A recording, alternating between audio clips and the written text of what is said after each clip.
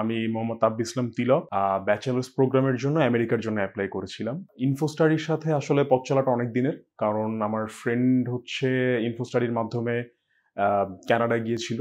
So from him আমি I get to know Infostudy. Some time আমি যখন আমার উচ্চশিক্ষার জন্য আর কি আমেরিকা চুজ করলাম, so Infostudy help me a lot. And also ভাইয়ারা যে ধরনের হেল্প করছে বা করছে সবকিছু মিলিয়ে আসলে আমি বলবো যে এক্সপিরিয়েন্সটা was worth it. So finally after many waiting days I've got my visa here.